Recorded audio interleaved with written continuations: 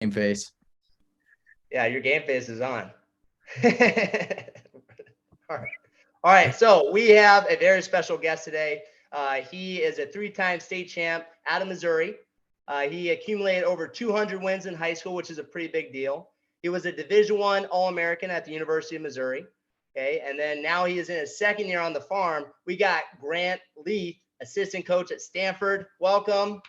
Hey, thank you. Appreciate it. Yeah, we can all Great clap. job, We can Brian. clap. We can That clap. was a great job. Good job, Brian. Sean was so concerned. He's like, dude, you better have a great intro. I just He's didn't like, we want. have to do a good intro. And I took it personal. I'm like, do I not do a good intro? Like, I was like, calm down. I don't have anything else to judge you on, but that sounded good to me. I like it. I like it, Brian. I also appreciate the Stanford swag. I like it. You got the Yeah. shirt. Yeah, dude. So again, I need to get a new camera because it can't see everything. So I was actually a big Stanford fan growing up. I'm from the Santa Cruz area originally. Oh, heck yeah. And then, so I grew up like going to camps and going to dual meets and stuff. And then I had a bunch of Stanford gear. And then when I went to Cal State, I'm like, I gotta get rid of all this. I remember a few of us at Cal State, we had kind of pitched the idea of putting a Pac-12 shirt of each school in one of our wrestler houses. And then every time you'd beat one of the other guys, you'd go and like sign your name on it.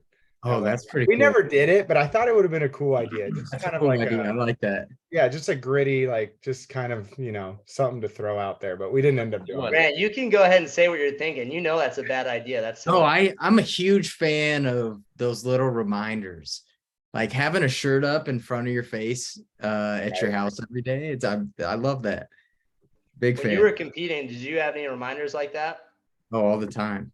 Oh yeah. I had my own teammates' pictures hung up that I thought might want to beat me for my spot. I was a psychic. That's a good one. Coach Cole's been good for me. He's taught me a lot. I'm not quite. When did you start wrestling? What kind of got you into the sport? I started when I was 6. It was random. I've never had wrestling in my family before. To preface, my dad's 6'3". Both my brothers are over 6 foot. So my family had never had wrestling, and I got a flyer to join the wrestling club in my small little town in Missouri. It's called Plattsburgh. I think my graduating class there was like 52 kids. Wow. So rural Missouri. And I thought it was WWE. Yeah. So I came home excited about it, like, yo, this would be so cool. And my dad was not having any of it. He's like, no, you're going to play football. You're going to be a basketball player. That's what he did throughout his athletic career. And then I just stayed on him, and he took me to a practice, and that was that. Actually, it wasn't that. I tried quitting like 15 times, but after he was exposed to it once, he loved it. So you have any tried to siblings? quit, like who kept you in the sport? Was it like a coach? Was it your dad? It was my dad. Well, so I hesitate to tell this story, but my first practice, and this is how my dad tells it, right? I'm a 6-year-old, so I couldn't tell you how true this is, but my first practice, my dad gets approached by the coach. His name was Ray Farwell, and he had asked how long I'd been wrestling, and my dad was like, "Oh, this is our first time," and he was like, "Oh, you're gonna be at this a long time," like hinting that I had some natural talent, and my dad took that to heart and ran with it. I tried quitting multiple times, and my dad wasn't having it at that point. So, well, it turns out he made a good decision there. Yeah. Well, and come high school, when I was 5'5" and not growing any taller, that was about my only option anyway. So it worked out great. Right. Your athleticism came out the window. Yeah. Like, all right. So what was it like, wrestling in Missouri as a youth? What kind of tournaments were you hitting? Were you on the national scene as a middle schooler or anything like that? Or did you kind of blossom later in your later years?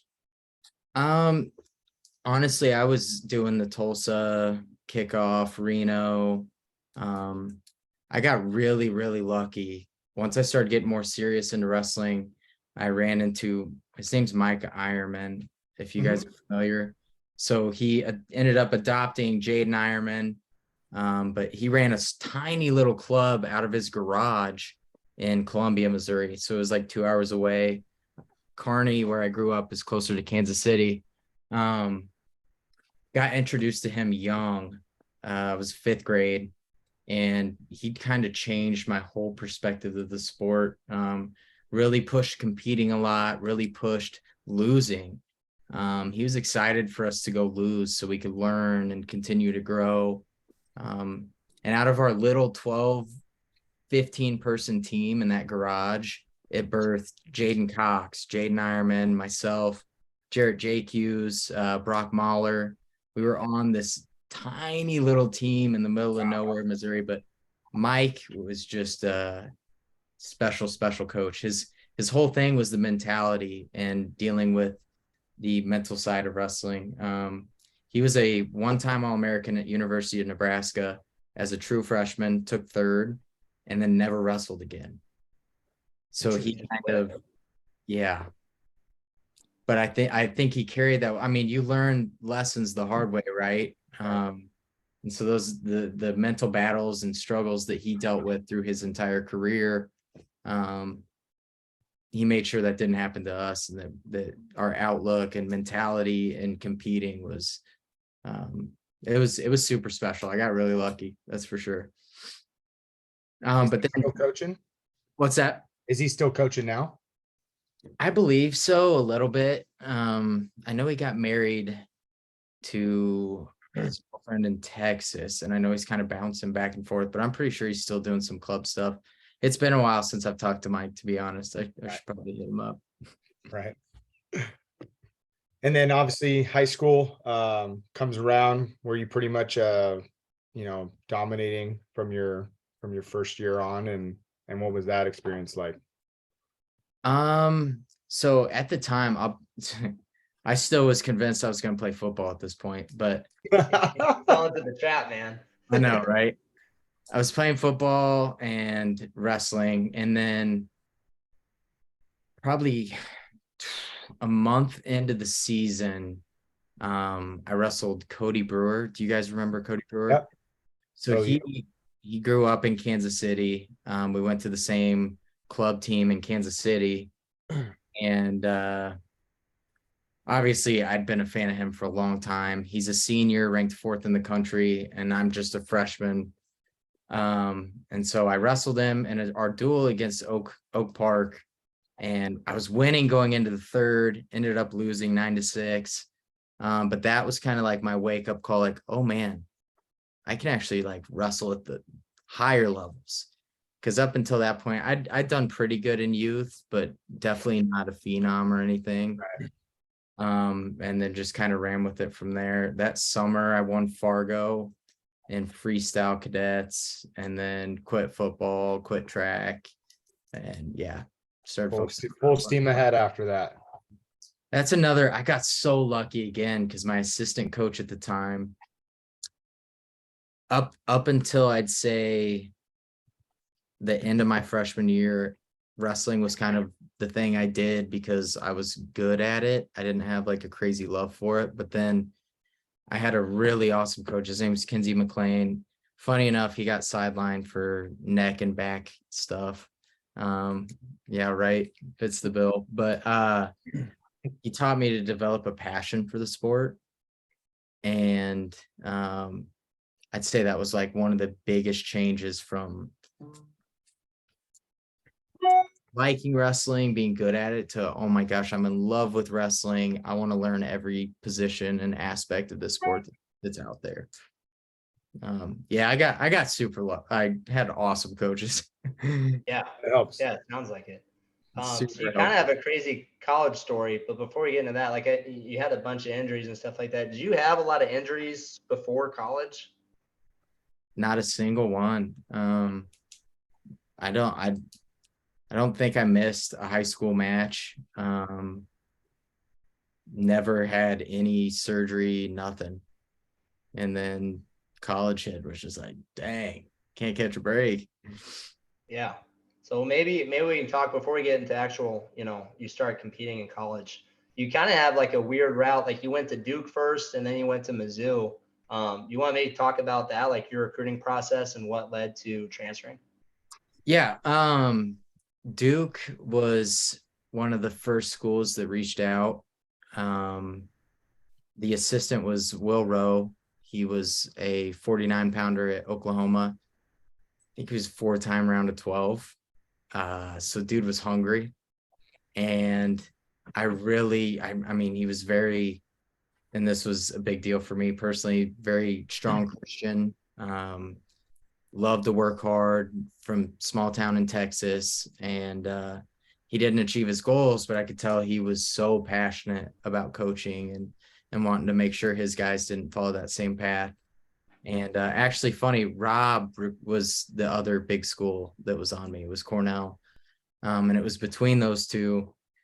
Ended up choosing Duke because Rob brought in a recruit kind of over me on our same weekend and wasn't showing me any love.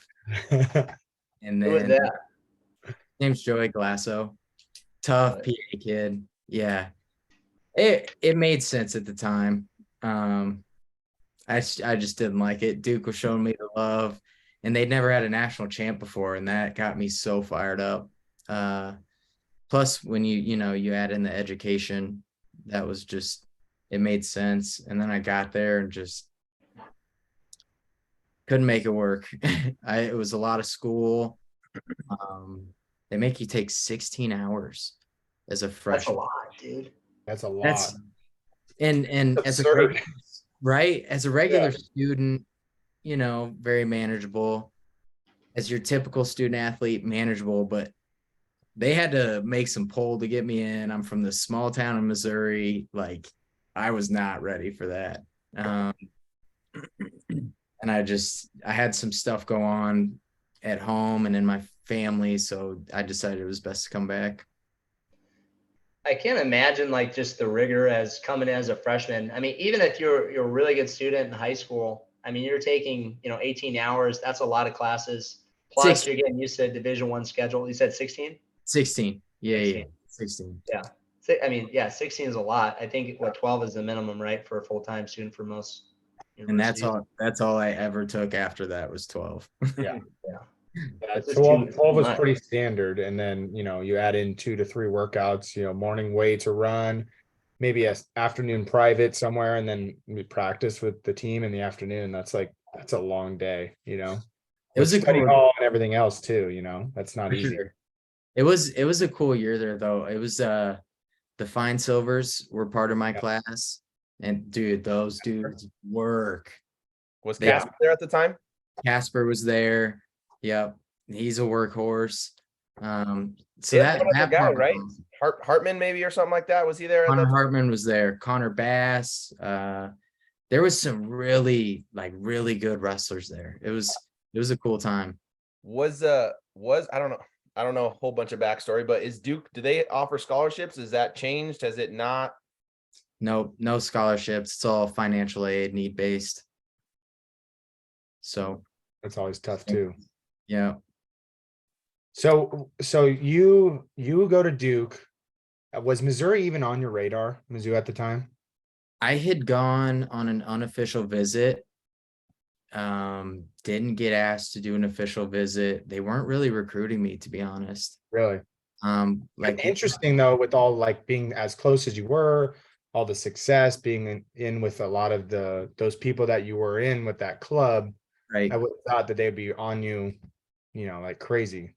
Same. It was really confusing, and it was I don't know. I think had they been a little more pushy and really recruited me and brought me out on an official, I think I'd have gone there right away, because even on my unofficial, I was like, oh my goodness, this place is awesome. Yeah. I got to train with Levon Mays and Sam Crane, who was my age at the time, but lived in Columbia. So, and I'd done little weekends of going up there and training. But I don't know. Yeah, I get it to an extent. They had Levon Mays, Drake Howdeshell. Yeah. Valley. Joey LaValle, some really good guys around my weight. But then the second I announced I was transferring, they were super pumped. And Yeah, it's weird how things turn out. Yeah, I'm crazy. sure your boys Jaden and Iron Man and those guys were probably hyping you up too. Hopefully, yeah. It was cool being on. At one point, it was all three of us in the lineup, which was pretty neat. That is cool. That is cool. Same, So same you little make the club. changeover and you're close to home and you get to Mizzou. What was that transition like? And did it propel your wrestling career? Do you think that change was, ultimately what turned you into the stud you became and kind of that route? Oh man. So I transferred after the first year. I made it through the year. I think my first day at Mizzou was man, towards the end of May. I did leave Duke a little bit early. Towards the end of May. So they were all there for summer training. And I had so many connections on the team already. It was very welcoming. No hostile energy. Everybody was super excited, felt welcomed immediately. So that part was awesome. And I don't mean this with any disrespect to Duke, but man, you walk in that room and then you walked into the Mizzou room, the level and the energy was just different. It was different. And yeah, man, it was awesome. I sometimes I really want to watch what I say, but man, Dude, I don't. I just let it fly. Brian man. doesn't care. Brian Brian's Edmonds calling over out. here. Brian's got calling out the- TC. Got a little higher status than you. He's got to compete against these guys and talk to them. and see them. Yeah, whatever. We can cut the camera after and we can No, split it's things a okay. little bit. I'll let it rip. Because it's just the truth. At Duke, people and the team got really excited about guys that qualified for nationals. You get to Mizzou and it's like that's not even in the conversation. Expectation. If you're excited about qualifying, this probably isn't the place for you. And that's just it's where they're at the time, right? I'm not saying it was bad on coaching or the culture of the team. Sure. I thought they both had great cultures. It was just the reality at the time. Man, it was cool. I remember my first practice was 1st to 10 takedowns with Levon Mays. And I was like, oh shoot, like this is different level. This is awesome. That's rad. That's rad. It's just cool though to, see you come back to, your home state and be reunited with all these guys, is probably the easiest thing to walk back into that room and see a bunch of familiar faces, just makes it so much easier. And then, you get going in this awesome career of yours, but injuries kind of compiled and I'm sure it's like a beaten record at this point, but want to maybe tell us what kind of happened and what you had to overcome adversity. So that summer getting there was really hitting my stride, felt good. Was cutting down to the 41 spot, was going to be 41 and then Levon 49 because Drake had just cycled out. And then it had been going on at Duke, but it really got exacerbated at Mizzou.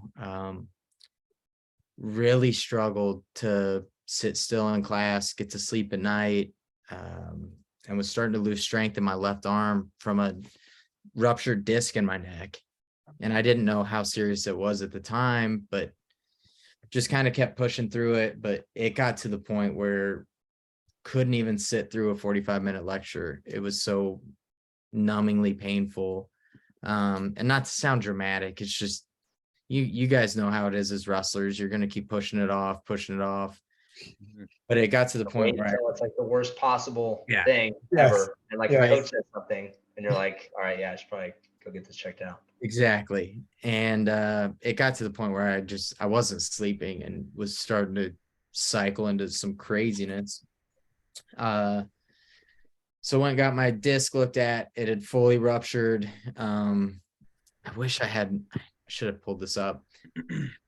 we did a scan of my spinal cord, and the natural width is about this, and where it had ruptured was hairline thin. And so at that point, we decided to call it. Was going to get a pretty new neck surgery, a complete disc replacement. It got FDA approved in the US in 2013. And so this was only 2015. Right. Yeah. So pretty new surgery. And the doctor that did it for me wasn't 100% sure if I'd be able to wrestle afterwards. But he said we could absolutely try it, see how it goes. And so got the neck surgery, got the disc replacement. Couldn't believe how awesome I felt after. And then obviously the neck brace came following that, started training in the neck brace. And then that summer was back to going live. So that was a 9-month recovery. So it was about July, August, I got cleared. I'm sorry if I'm rambling. You could stop me at any point. No, you're Oh, not you're rambling. doing phenomenal. Okay. So summer, August, I get cleared to start wrestling full go again.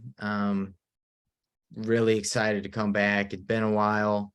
And then blow out my knee. Literally had been on the mat for about a month and ripped like whatever holds the meniscus down had completely tore. I had torn my meniscus and it was like stuck in my joint. So it wasn't a typical bucket handle. It wasn't like just a meniscus tear. They had to anchor it back down to my knee, and it ended up being a 6-month recovery, which is so insane. But leg gets popped out at practice. We can't get it back in. So I had to go to the ER, end up getting it in, get surgery, missed that year. And then finally going into my senior year, had the neck brace on, and come back from my knee surgery, was good to go. And I got to wrestle. So, but I think by the time I wrestled that first match for my duel, it had been 1,084 days since I'd competed. Wow. That's insane. Was the going neck through- brace? Go ahead, Brady. No, you go. No, I know what you got. You go do your thing, man. You haven't talked about it. Where you been, Brady? Oh, that's all right. I'm Let it just go off, I'm King. studying over here. Soaking it in. Was the neck brace necessary at that point, or was that just like a comfortability thing, or what was it? That's a tough one We heard a rumor. We heard a rumor that at some point you didn't need the neck brace, but you just kept it on because it became like your thing. Yeah. I don't mean to like disrespect, but no. It kind of becomes your thing, right? Totally fair. So I trained in it every day, even through that point, still trained in it. Because I had a second disc that was herniated that wasn't fixed at the time. I ended up getting surgery on it later. So I did train with it all the time. I did not want to compete in it at all. I look like an idiot. It's uncomfortable. It's hot. It kind of chokes you. Wasn't a fan. Didn't want to wear it. But my coaches were like, "Hey, you've trained in it. You're wrestling in it." Do it. Nice. Like, all right. Like Probably helped with cutting weight a little bit, I'd imagine. Just Maybe another- a couple just extra another ounces thing. off the neck. Yeah. I don't know if it's a psychological thing, but when I wear headgear in a practice, like in a hard practice, for some reason, it could be psychological. I feel like I sweat. You are Buckets. so silly, Sean. Oh, You know that's- that you have plastic on your face, right? Yeah, Well, but it's it's that's really kind of like, what makes I you mean, you're sweat. taking it off and on. I'm So sorry. imagine I'm a sorry neck for this. brace and a headgear. I would probably lose 7 pounds in a practice. Sean, you say some silly things sometimes. I'm just saying. All right. I'm just saying. Speaking of silly things, so Grant, you're a Division I head coach. You know, you're a Division I All-American. Somebody's on top of you, right? And Penn State actually would kind of do this a little bit, and so would Iowa. But somebody drops down to a leg, they're below the knee. Do you turn and kick and try to Heck get a yeah. stall and try to get a Yeah. stalemate so we can reset, or do you turn back in? No, I'd turn and kick. Make them chase you down so you could drop and turn in, or Yeah, that seems logical, right? It seems like get yeah, the stall, it's or obvious. get the stall Come on, call. Sean. I'm not obvious the for some only people. argument, Grant, is that there's a time and a place, and maybe if you're winning by a good margin, you don't need to necessarily keep turning and kicking. But if you turn back in and force him into a low single scramble and you go back over the top, you might win the scramble. Yeah, You also you might might give win them the back. scramble. It's You might totally- take off like Brian- a minute and a half of riding time, but you might win Brian- the scramble, Sean. Takes it out of context. Okay. It's not in every situation that I do that. If I need an escape, I'm going to turn and kick all day. Or if he already has a stall, I'm going to turn and kick all day. But if I have a 5-point lead or a 6-point lead and I can maybe get a major, if I turn back in, jump over the top and reverse him, might try that. It just depends on the situation. That's fair. I think one of the good things about doing this podcast is you just get opportunities to learn things, right? And sometimes, it takes a while, but I'm glad we're all learning here. So you've kind of had like a unique perspective, and I think about like what makes great coaching. For everyone, you mentioned with Ironman, he wrestled for 1 year and then quit, right? So you think about having perspective, and sometimes it maybe comes from failure, from missed opportunities, or unfortunate things that happen to you. You have all that perspective. How do you think that impacts you as a coach? I think really good. From the injuries, you get a perspective of dealing with adversity, dealing with, crappy situations. I learned a lot on the sidelines, being able to watch the guys I train with compete every day, every weekend. The mental training I got to do, the weightlifting I got to do. I can't tell you how many visualization things I was doing, which I am such an advocate for. I probably pictured myself hitting a lefty sweep single 1,000 times during those days I was hurt, and got to come back and I felt like I hadn't missed a step. So huge advocate for that. And then on the flip side, had some tough losses during that year.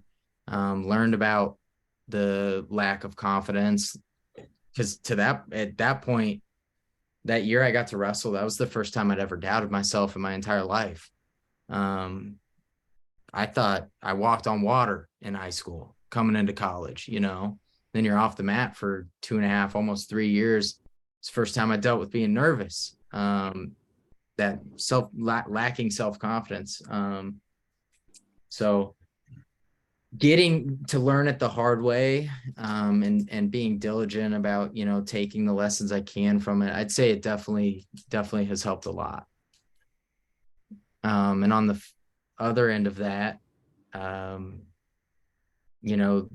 in my later years, through the COVID and another neck surgery and a shoulder surgery, and things just continuing to get hard, I feel like it's easy for coaches to forget how tough college wrestling is, and how tough the chaos of a match is, and managing that chaos when you're out on the mat, and managing your day-to-day and things like that. So I don't know.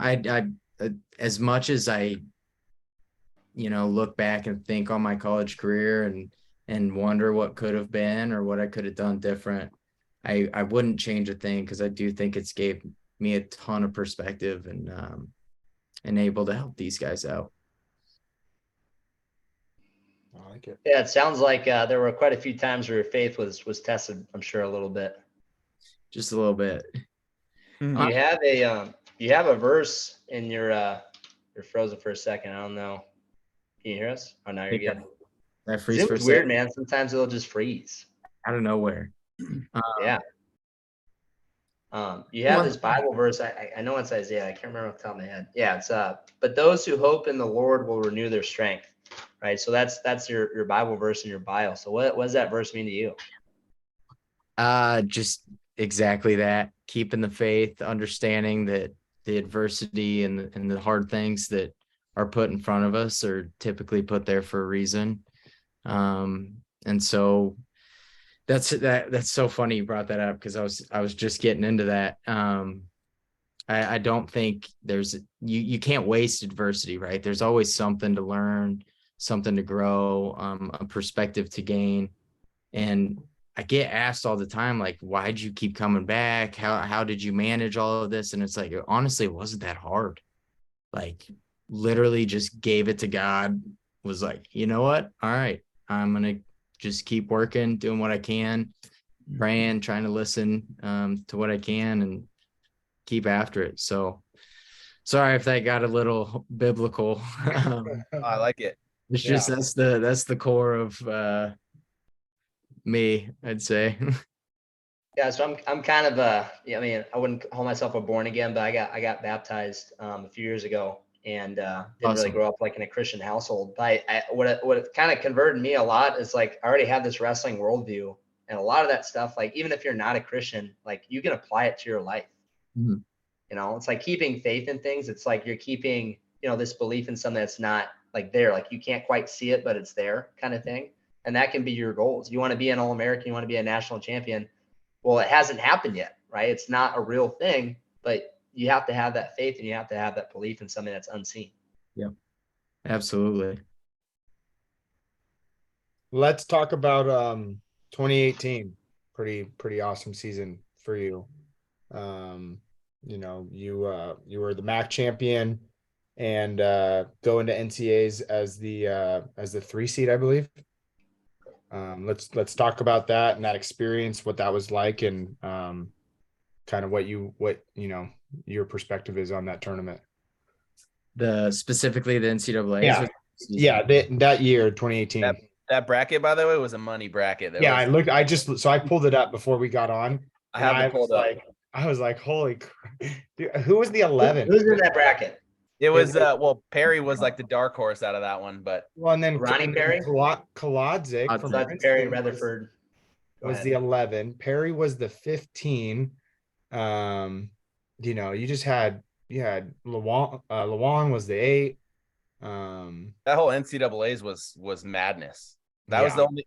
I got the shirt on. Are you really? Yeah, Cleveland. Dude, that was an awesome NCAA's. Like I've been watching NCAA since as long as I can remember, and that was, I mean, the best team race for sure. I think the loudest I've ever heard in an arena was when I was like, what is it, Connell or Kyle Connell or whatever? Yeah, he beat Colin Moore. It was like numbing in the arena, insane. Twice. 2 times. But the first time was the one that was like, that was because that point they had already, I think, kind of solidified or whatever. Or no, they didn't, because it came down to the last match. But that was just like it was crazy. Damn, I loved that year. Where was it at? Where was it hosted? Brady, Cleveland. pull up your shirt again. Cleveland. It's on the bottom. Cleveland. Way down there. Yeah. Yeah. What Brady, was that like? Cool guy, man. Thanks, man. What was that tournament like, and kind of what did you experience? Dude, it was unlike any tournament I've ever been in. I'd been there and watched so many times, but down on the floor is a different beast. I remember the first thing being how ungodly loud it was. I could not believe it. It was deafening. But it was also the coolest thing in the world. I was ticked off. I was a 3 seed and had Steve Blyce first round. Right. I know Blyce. Yeah. Sorry, go ahead. Now you guys are coaching against each other. That's Yeah. awesome. I love Steve to death. Awesome. Yeah. Dude, He's a great guy. so passionate about his coaching too. He's the man. Yeah. But I draw this dude first round as a 3 seed. I'm like, he's a 2-time round of 12 at this point. I'd watched him beat Levon Mays the year prior. Was like, geez, that's a crappy first draw. Up on him 9-0 going into the third. Dude hits a cement mixer and almost packs me. About threw up. I held on to the match. I ended up okay, but got through that one. Had a tough one the next round against Bo Donahue from NC State. And then freaking Kalodzik. That one's tough. That dude looks so strong, like unearthly strong. He wasn't as strong as I was expecting. Really? Yeah. No offense to him. No, of course. Actually, all the offense to him. Yeah. So, Send this to him. first period, I take a 2-on-1, and he posted on my shoulder, and I post high C. he tries to sit corner. I get sunk down, cut across, take him down, ride him for right around a minute, and he gets out. Period ends.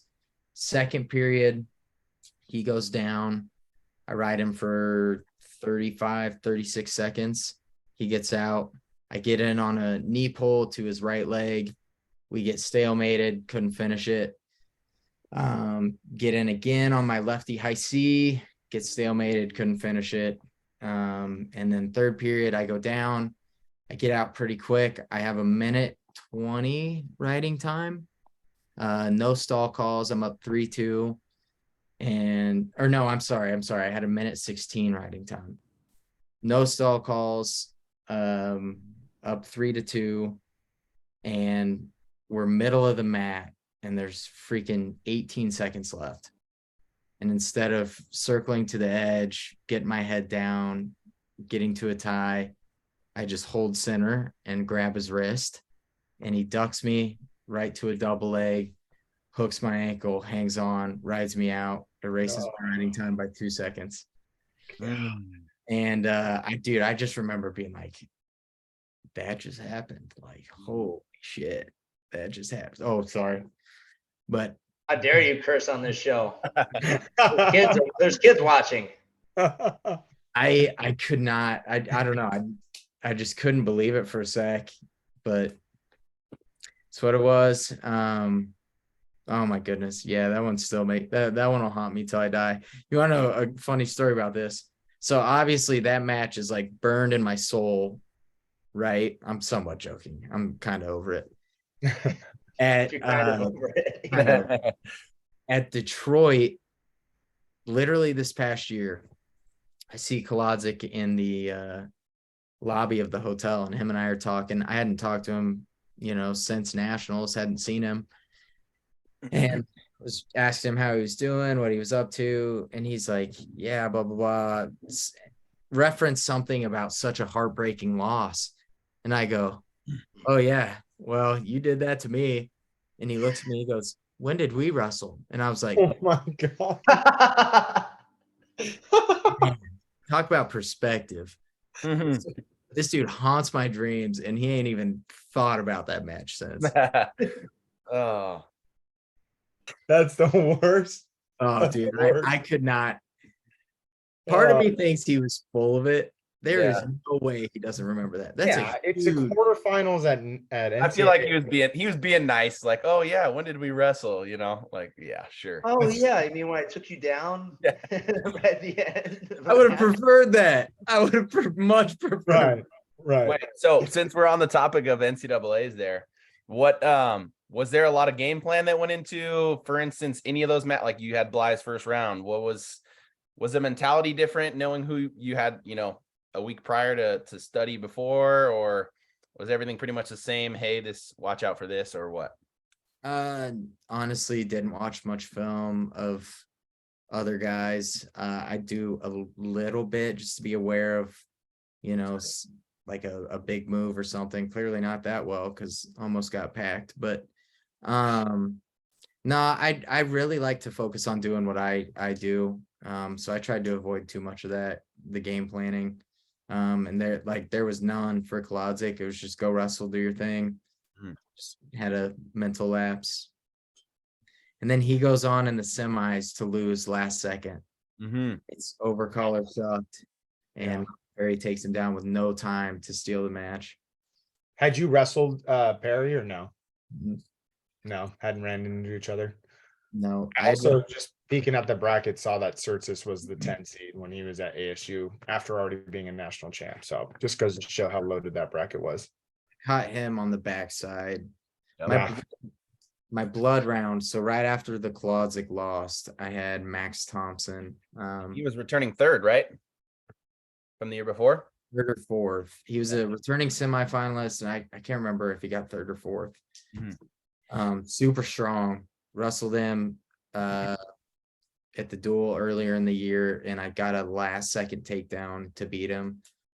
So I knew it was going to be a tough match. Actually, this is a good story, and I'm sorry, it's going to be kind of tooting my own horn, but it's a good coaching. Do it. Toot it loud and proud. Otherwise, I do it myself. I'm sorry. So Max Thompson match. Actually, I'm gonna rewind. Mizzou dueled Okie State in January that year, and I had Boo Llewellyn, and I took him down 3 times, got an escape, beat him 8-4 because I got a stall call on him, but I didn't get riding time with 3 takedowns.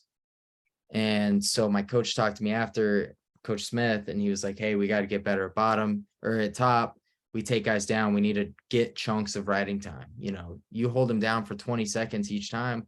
That's an extra point. That's huge at nationals. And we had this thing at Mizzou, which I'm going to give him huge credit because it is an awesome philosophy called One More. So anytime we do like a really hard work or any workout in general, you had a personal responsibility to do one more. So it could be doing 20 pull-ups. It could be hitting a hill sprint. It could be doing 10 minutes of top technique.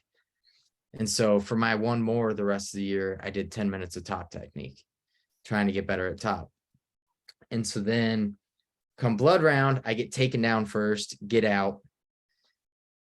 His choice, second period, he goes down. And for the first time all year, I freaking rode a dude out. Threw a leg in, was grinding on top, got the ride out, got the ride time, and then went down third period, got out, beat him 3-2. But the only time the entire season I rode a dude for 2 minutes. And that it's like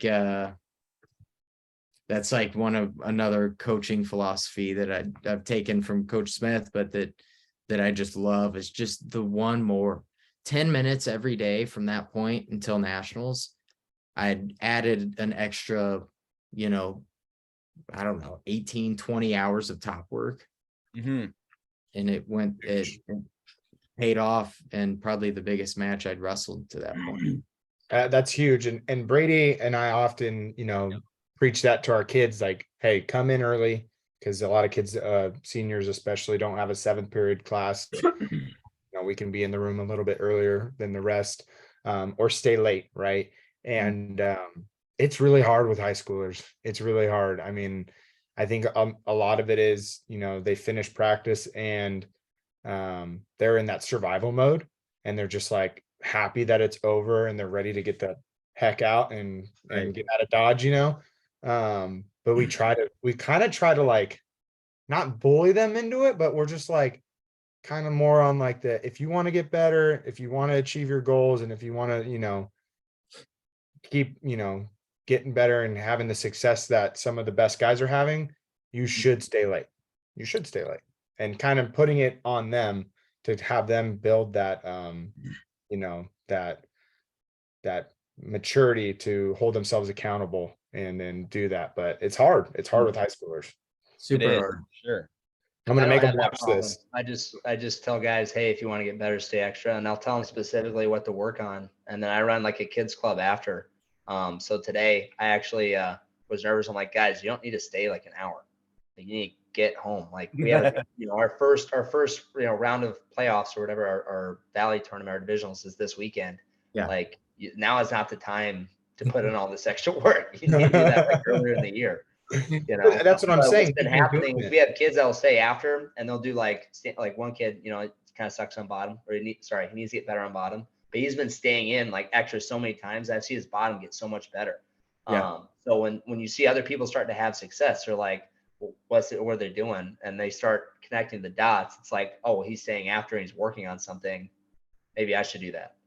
Yeah. So I think it's helped our team out tremendously, just staying after. John, we got to steal that the one more thing. Yeah, I was just gonna say we're bringing that home. That's coming. We essentially do that, and we preach the same thing. Like, hey, 10 minutes here, 10 minutes there. You start doing that, it's like, hey, you just got a whole nother practice in. If you did every day 10 extra minutes of single legs or whatever, then like you're gonna be like, we were in there today working with 2 guys before practice, and same thing. But now we got to make it actually steal the patent from Coach Smith over there. I stole I think Kendrick Maple's there, right? Yeah. Kendrick Maple. And I think Smith might have been talking about too, but I'm a big I study Smith a lot. I study Rob Cole a lot too. But Smith was they were talking about this book, Chop Wood, Carry Water. So I kept hearing it, and then I heard Chris Pendleton talk about it. So I'm like, all right, I need to read it. So last summer I read it to my team, like throughout the summer. And I've been giving it out, like I had the same book and I just give it to kids over and over again. Yeah. But that's the theme for our year for our season is, I just summed it down to earn it. But on our poster, we have we're out in the Kern Riverbed and we got like axes and like buckets and stuff like that. Yeah. But I think just trying to steal information. I mean, that's what good teachers do. That's what good coaches do. You don't need to rewrite the book. Just figure out other things and try to apply it to your own team, to your own guys. That's it. It was tiger style, but now it's a tree style. Tree style. Hey, side note, Brian. I read that book on the way up to Gilroy this summer, in the car and back, while we were. I can't read in the car, man. I get dizzy. Well, I mean, I wasn't driving, but yeah. Well, I hope you were driving. You put on cruise control or autopilot. Autopilot with those Teslas, You go a little Anchorman moment in there in the RV. That's a movie reference. It's okay if you don't get it. It's fine. Yeah, I got it. So Grant, tell us, you finish up at Mizzou. Tell us how, your transition to the college coaching scene goes and what kind of transpired. It's kind of funny. So 2018 AA, and then 2019 I was second in the country, undefeated at, which I guess it was pretty early, so that doesn't matter, but at Vegas, full tear my labrum, 180-degree tear my rotator cuff, completely dislocated my shoulder. Couldn't wrestle the rest of the year, had to get surgery, so missed that year. Next year was COVID. And then I was coming back for year 7 just because I hadn't really got to wrestle. I wanted to do it one more time. And then this other disc finally ruptured. Decided to get another neck surgery. You had a weight change in there as well, correct? Somewhere along the line. Yeah, I went back down to 41. 2018 I was 49. Right. 2019 I was 49. 2020 I went down to 41. And then was 41 again the next season. But I didn't end up doing that season, had the neck surgery, finally decided to walk away, even though I technically had another year. So took a job in Florida as a district manager for Ferrell Gas. Was living in Tampa, and it's probably 4 months in. This was around April of 2021. And obviously had watched the whole Shane story where he saved Stanford. Knew that Stanford was looking to hire a new coach because Borelli had gone to American. But I had actually just started reaching out to college coaches because I decided I wanted to get back involved. Just was not, I thought getting away from wrestling would be good, and I hated it. Was like, nope, going back to wrestling. I actually reached out to Cal State Bakersfield, tried to get a job with them, tried to get a job with Cornell, and was going to do the Finger Lakes job. And then sent a Twitter DM to Rob. And have you guys seen that? No, didn't he post it? We're like just trying to get into wrestling Twitter. No, yeah. someone posted it, and I've seen it somewhere. I've seen it somewhere too. I can't think of exactly. I remember. I posted. Pat Neal maybe posted it. It's pretty funny. So I said, Coach Cole, I know this is not the most ideal way of contacting you, but I was unable to find an email for you outside of your Cornell email address because I wasn't sure if you still had access to that. I just wanted to reach out and express my interest in joining your staff at Stanford. If there is a process or anything I could do to put my name in the hat, please let me know. Congratulations on the move. Thank you for your time. I like it. I like it. Yeah. Wait for this. Grant, I like your spunk, but you are simply not qualified for the job. I've got a friend in the equipment room who might have an opening for someone with such limited resources like yourself. Could be a great start. Oh, man. What were you thinking right away? I was on my way to drive myself off the bridge. No, I'm just kidding. Suck it, Cole. He called me shortly after, said, "Hey, I got an RTC position you could have. My coaching slots are full." He'd hired Vincenzo and Enoch. And he was like, "But you could come be an RTC athlete, help out. I'll get you a job in Silicon Valley." I was like, done. So I quit my job that day, packed up, drove from Florida to California, and yeah, didn't look back. I love it. Had you been in that area of California like at any point in your career, or was it all pretty new to you? I'd never been to California. Oh wow! So you're getting the full experience. You still are getting the full experience, dude. It is the greatest place on Earth, minus the. It's not that great. Well, Palo Alto is nice because of the weather. Yeah, Brian's in Bakersfield. Living sucks. Cost of living's brutal. Brutal. But outside of that, oh my goodness. I know we talked a little bit before we started recording, but I'm sure there's a little bit of a culture shock. Like I was born outside of Chicago in Illinois, and then I moved to California in 7th grade, and I know it was a culture shock. But coming into California, you know, being at Missouri, you kind of felt it maybe a little bit in Florida, and Florida is that's its own thing. Yeah. California is different. So like, what are some of the things that you think, you know, kind of stand out to you in California? Oh, dude, it's so different. I'm a minority, which is cool. Like I grew up in the most white America yeehaw farm town of all time. Right. Now I'm a minority. It's pretty neat. Put that on your taxes. What's that? I said, put that on your taxes. Yeah, right. And then I don't know. Missouri, I don't know if you guys have ever been. Wonderful people. Love the Midwest. Super pumped I grew up there, but it's flat. There's not a whole lot going on. Whereas California, you could surf, beach, and ski all in the same day, which is wild to me. We live in the mountains in this little town called Saratoga, right at the base of the mountains, which is super neat. Yeah, dude, the weather's unbelievable. No winters is so great. I love California, and I've learned so much. Well, part of that could be just being at Stanford, but man, I'm surrounded by smart people. Oh yeah.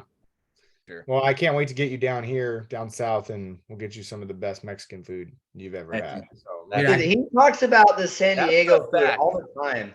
You know how many farm workers and like there's a lot of Hispanic culture like up near the bay too, fool. Okay. Brian, guess where they get their stuff? They get their stuff from Mexico. We live 10 miles away. We need to get their stuff from Mexico. The people make it, dude. You get ingredients from all over. They make the cows. They just farm them. They just make them up. Make the cows. That's what you're getting the carne asada, dude. That is Mexican food. We got the best stuff, dude. We got the most authentic. It's bomb. I mean, yes, there I'm sure are some good spots all along California from here to Redding, but the quality and the best stuff is down here. Hey, I'm super. I'm just gonna kick away from this subject. I've never been to San Diego. Well, we'll bring you down. We're gonna surf the beach. Brady and I got our boards. We got extras, and then we'll go get some burritos. You don't surf? We both got boards. What do you mean? Yeah, you don't surf though. How many times have you been surfing, Sean? Me and Sean have been a few times together. Yeah. Let's go. Ryan, you're out of the loop, dude. Go to the beach. You guys aren't low, man. You guys are. Go to the beach in Bakersfield, Brian. You surf? I grew up in Santa Cruz. I didn't go surfing all the time, but I was at the beach all the time. I grew up in Chicago. Don't listen in. I love Jack's Beach at Santa Cruz. Jack's Beach? Yeah. And is that the one? So we call it Black's Beach. Are you talking about the one next to the lighthouse? No. Little further south. It's right off the hook. Yeah. So that place is cool. It's a lot of tourists, I think. I'm not super good. So there's a couple of beaches, like there's one called the Cove, which is kind of cool. But but it's kind of hard right now just because a bunch of storms happened and like all like the fire pits are gone and like most of the beach is gone. I'm trying to go back hopefully this summer, but it's hard right now, man. Brian took me to Santa Cruz one time during our college career, and you freaking broke into the boardwalk. he never let me come back. Yeah, it's like, dude, what are you guys doing? I try to show you guys, you and Dylan, a nice time, and you freaking break into the boardwalk. We like crawled. I don't even think, I think the statute of limitations, I don't think it's been, was it like 40 years? So, dude, you could get arrested. No, I think I'm okay. If you go back into Santa Cruz, they'll put handcuffs on you. I think Sean knows those laws, Brian. No, he doesn't. Aren't you a school cop? I know enough. Enough to not get in trouble, at least. Yeah. Okay, back to wrestling. So tell us what it's like coaching, obviously with Coach Cole now that you're there and his staff, and second year this year. You guys are looking sharp. Excited to watch you guys. So what's it been like, and what do you guys got next? So coaching with Coach Cole has been awesome. He is such a funny, super intelligent, super charismatic dude. And I definitely not what I was expecting. When he recruited me, I knew he was very had a very big personality, but didn't understand how big and how funny he was. I figured he took, wrestling very, very seriously. He spent time, Coach Smith was one of his assistants. And so figured I was getting something very similar, but they are so different. It's really funny. What I think he does so incredibly well, aside from the fundraising and getting whatever resource you'd ever need, he really makes these kids feel valued beyond the wrestling mat, which is really neat. You don't see that super often, especially in this sport, but he genuinely takes time with everybody. Whether you were a walk-on, a kid he recruited, a kid he didn't recruited, he gets all these guys jobs and internships and connections, and is setting them up to be successful when the wrestling career is over, which I don't know, is really cool for somebody like myself that for so long only valued wrestling, and that was, where I thought my worth was. I thought other people's worth was. It was really nice to get a different taste. And yeah, I think he is dude's had so much success for many, many reasons, but that's one of my favorite things about him. What are some differences between coaching styles of Coach Smith and Coach Cole? What Coach Smith did unbelievably was be involved and really develop an identity for us. That hard work, Tiger style, gritty identity that we all had.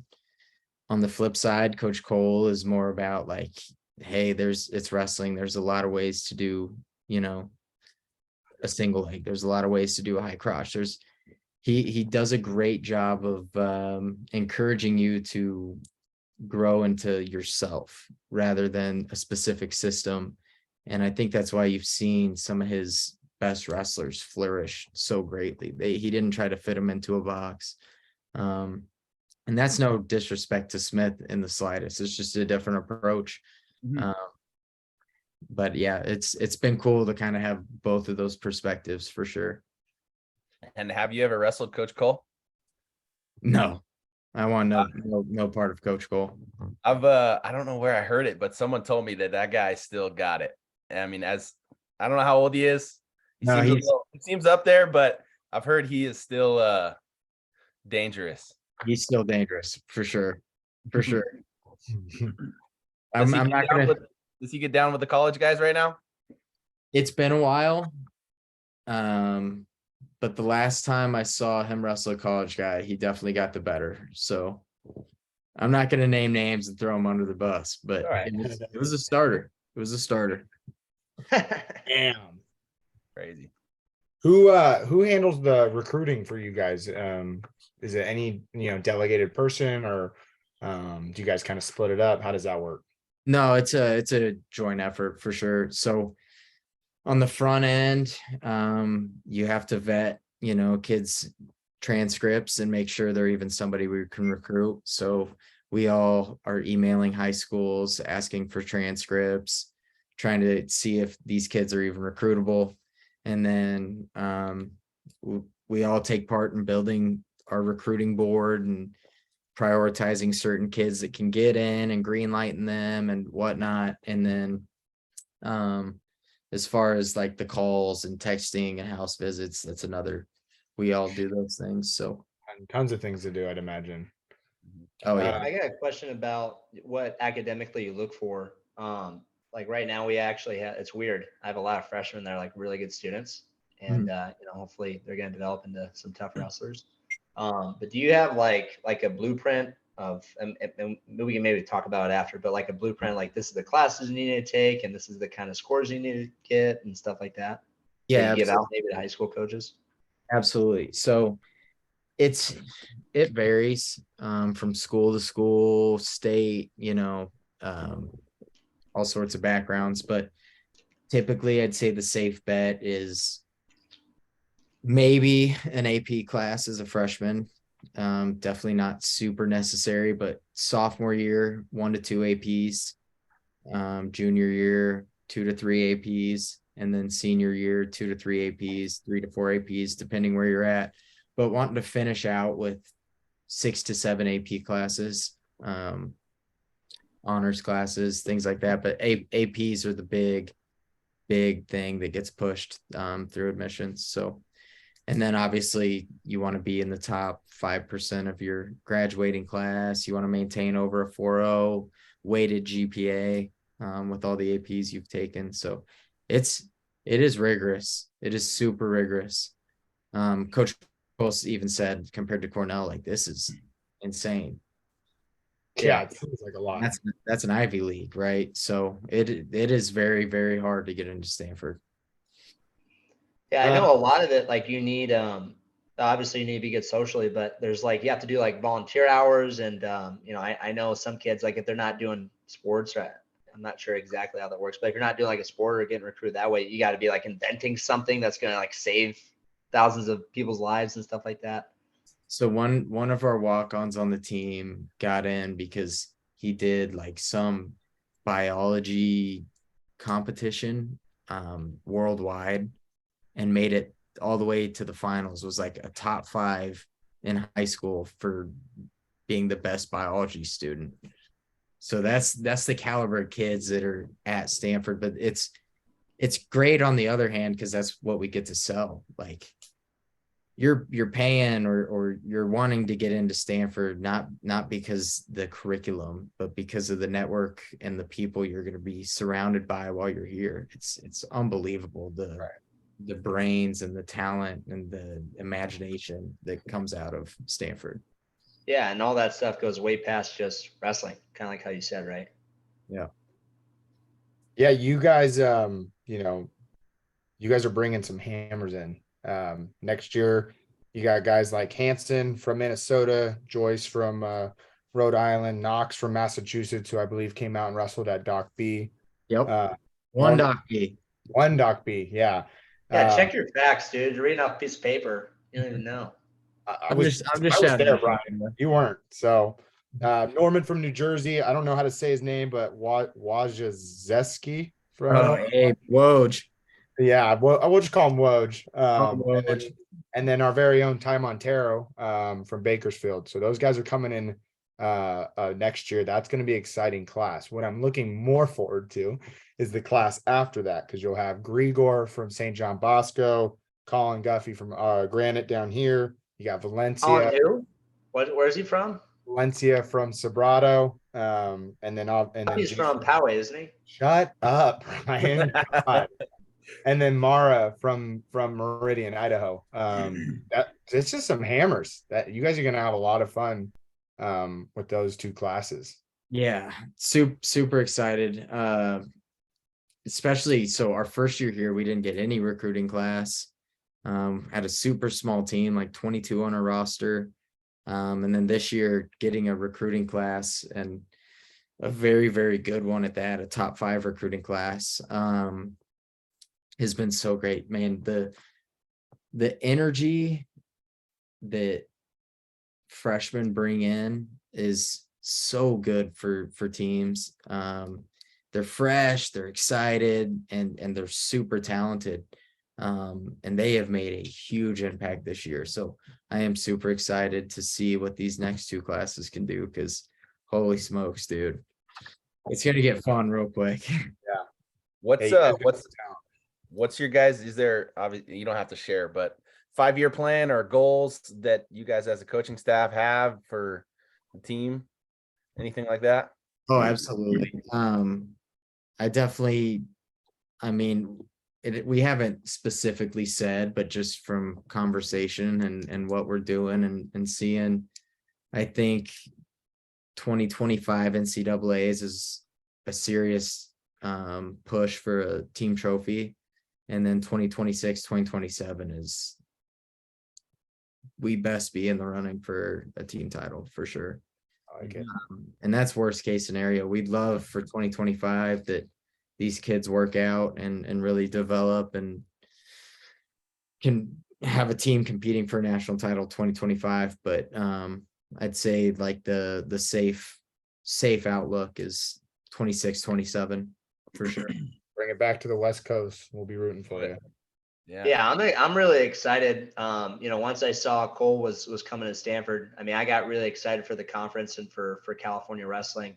I'm conflicted sometimes because, a CSUB wrestler, I want CSUB to be getting better and stuff. But as a fan and as a coach, that I think the more opportunities for wrestling, high level wrestling, obviously in California, the better. Because it has a more of an impact on our state, and hopefully we get more Division I programs popping up in California. I mean, that's big, with UCLA and USC join the Big Ten. Hopefully, we see programs coming out of them, and who knows what happens after that. That would be so cool. That would be so cool. I agree. Well, we're just over an hour. What do you guys got next on the competition schedule, and then we can break it down. You got Baker's Friday. Yep. Friday. Go Friday. Hey, that's Pac-12 love.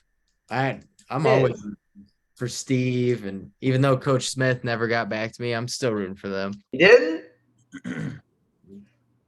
Gotta give him a hard time. I mean, yeah.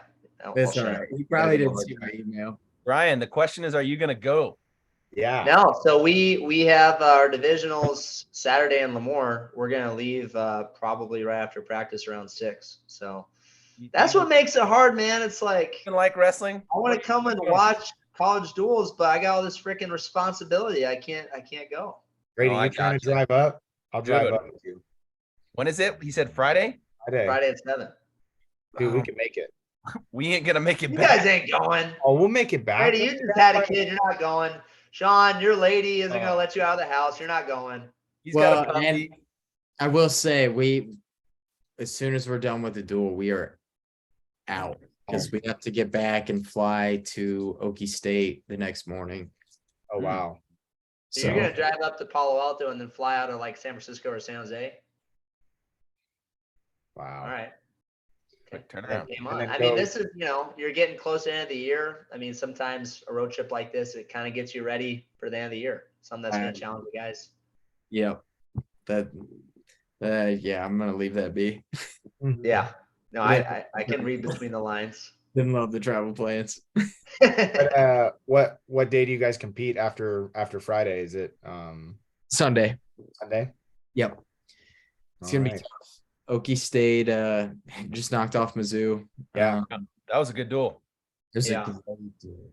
That's Carter Young and Alan Hart. That was a good match. Could not believe that. Alan's hard to ride. He is a tough son of a gun. Couldn't believe that one. 49 was pretty on par. I was kind of thinking Certain would pick up some bonus against that 25-pounder, but Reese is tough. Yeah. He's tough. That was an awesome match, and it was 2-1. But those dudes were kitchen sinking it. which Mhm. you love to see. Yeah. Oh, and Seeing a lot of stuff on Twitter from Willie Saylor about the duel, and he wasn't super stoked about the lack of risk taking, I guess, so to say. And it's been a big topic of his. He talked about it today on his podcast. I didn't get a chance to look into it, but a lot of tweets about how the first two matches, I think he said there was only like one or two takedown attempts and stuff like that. Is that anything you notice in college wrestling? Maybe a lack of guys risking it, or do you think it's, just match management? It's so hard to say, and level of wrestling continues to just elevate. I mean, you guys have seen the level of talent in high school now is incredible. It's so hard to say, and I love Willie Saylor to death. Huge fan. Think he's been great for wrestling, but again, I think it's easy to forget what it's like out there. A 7-minute match is a long time.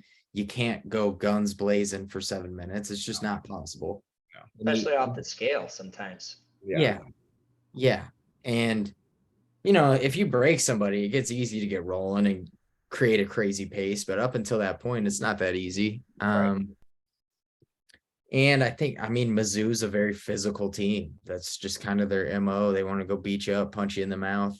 I don't know. That one's so tough because I'm with you. I think taking risks is how you win matches. I learned that the hard way. Again, but I don't know. It's not that easy. That's the one thing. It's not that easy to categorize it like that, as well. I think exactly. And sometimes it's like Willie, you're in the spectator box, man. The glory belongs in the man in the arena. Sorry, Willie. And I got mad love for Willie. He's a homie for sure, but I do. It's easy to forget. It is so easy to forget what it's like out there. Yeah. But I guess and the other hand, you need somebody pushing the envelope. So. All right, man. Well, we've been going for a little bit of an hour. We could probably go all night, but I'm sure you got stuff you got to do. We can talk for a little bit after if you'd like. But you got any final words? No, we're about to come out with our camp schedule, so I will be sharing that on Twitter, Instagram, Facebook, the Cardinal Wrestling Twitter. G baby. G baby. Yeah, that's another thing. I was going to ask you about the club. Which one? The Cardinal Wrestling Club. You run that, right? No, I did when I first got here. It has been passed off. We have one of the best club coaches in the country, Ben Darmstadt. That's Cornell, right? You went to Cornell. He was so funny. We had almost identical careers. He was a one-time All-American and had surgery or COVID year every other year. At one point was as high as 1 or 2 in the country. Super stud, crazy dangerous on top, has some of the best top technique I've ever seen. It's just Rob getting more resources in, right? But he's our Cardinal Club coach, along with Andrew Dunn, Division II national champion heavyweight from Lehigh Valley area. I think Bethlehem Catholic was where he went to high school. Also super stud, super knowledgeable, great for heavyweights. That's a different sport, in my opinion. It's like being a kicker in football. Oh, I won't disrespect him like that. Dude, what? How are you disrespecting kickers, man? I love kickers. Kickers are the best. You know what? Fair enough. I jumped the gun. I was with you. So you guys got some camps coming up this summer and you're going to post about them. You guys looking at multiple weekends or how does it work? Yeah, all over. Our main one at Stanford is going to be June 29th to July 2nd, but I know we're doing some remote ones in Chico, Florida, Georgia, Ohio, Colorado, and then I think Southern California. I can't remember for sure. You got to get on his email chain. He sent it out this morning. Come on. I know. Yeah, I'm not on it. I'll text you after this. I got to get on that. Push some of our kids. I want to be on it too. Can I be on it? Yeah. Oh, are you asking me? Absolutely. Yeah, I'm asking you. I'm not asking Sean or Brady. Put me up. Yeah. Put me on the name. Text me your guys' emails after. I'll put you on. Perfect. And then everyone can follow you at it's G Baby 149. Baby. Yeah. You got that blue check mark. Dude, that's the freaking best name on Instagram. That was that's a sad story. So I was a freshman and I was one of two freshmen on the varsity lineup of high school. And the kid that gave me it, his name was Jared Love. He was a senior at the time, huge, played football also. But I grew up wrestling club with him and gave me the G Baby nickname, I'm assuming from Moneyball.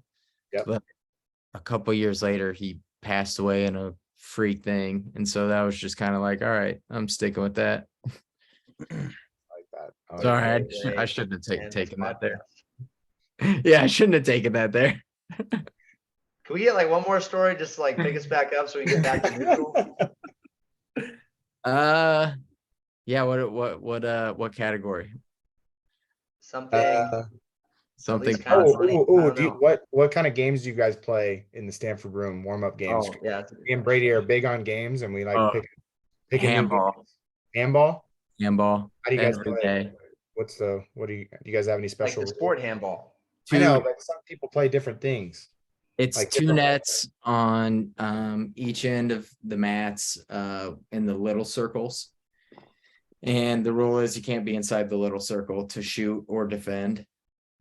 And other than that, it's pretty much fair game. You get 2 steps. We try to keep it minimally physical, but it gets that never lasts. Yeah. No. We used to play that a lot. And then I think our 49 pounder got thrown into the wall by our 97 pounder and got a concussion. And then we stopped playing. Yeah, we call it speedball, but we stopped playing that game. It's like, all right, no more. I had to transition to like spike ball. What's that? We had to transition to spike ball because it was less contact and people weren't getting punched. Yeah, I love spike ball. We do have some spike ball nets, but everybody loves handball. That's awesome. Well, hey, we appreciate having you on. We'll definitely try to make it happen in the future. I feel like this was a really awesome show, and looking forward to watching you guys compete. Good luck this Friday, and against not too much luck. And a reasonable amount of luck. Kick some butt at Pac-12s and go out to nationals and get some. Pac-12s is at Stanford. I don't know if you guys knew that. Oh, there you go. March 5th. Should be a really good weekend. Should be fun. I mean, Oregon State, Cal Poly, ASU, ourselves, Bakersfield, Little Rock, I think all have pretty tough teams, for the Pac-12 especially. So I think it's going to be a pretty exciting tournament. I think this is as close as the Pac-12 has been like team-wise in a while. Yeah, probably. I agree. And a couple weights are really tight in my opinion. There's going to be some great wrestling. I'm excited. Yeah, it'll be interesting when the allocations get dropped. It's gonna be juicy. Can't wait. Did you see? I'm sorry I keep dragging this on, but did you see Pac-12 did the best per allocation at nationals last year? I did not know that. I did not know that. I mean, Oregon State, ASU, Cal Poly, Stanford. Those teams are rocking and rolling. And then Little Rock's getting better. Yeah, dude, they had some tough kids. Okay. Huh? You left out one team in there. Yeah, no, it's gonna be awesome. And I think I saw you post something about Shane Griffith the other day, saying how he's awesome, and maybe it was senior night. Yeah, did you post? Oh something? yeah. Oh, so he's pretty cool guy. Dude, he is ice cold. It's crazy.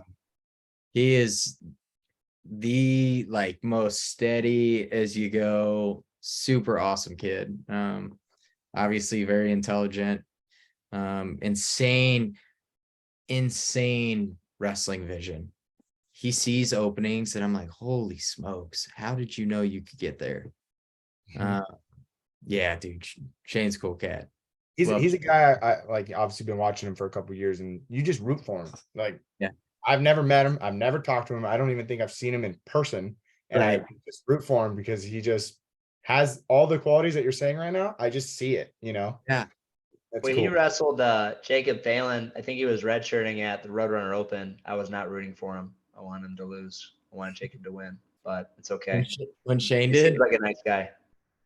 dude, he is a sweet dude. You would never know he was Shane Griffith, national champ, saved Stanford wrestling, unless you knew, right? Like he's good people. That's man, I could go on for days, but that's another cool thing is the level of kid on this team off the mat is unreal. They're all so dang intelligent. They teach me stuff all the time, like whether it's lifestyle stuff or little tricks they do for managing their time or work or whatever it might be. Like I am learning from these dudes all the time. It's so cool. I bet it's a cool place to work, man. It's fun. It is fun. Do you consider like coaching there? I mean, obviously it's work because you have to work hard at things, but like, Yeah. does it feel unreal that it's a job? Oh yeah.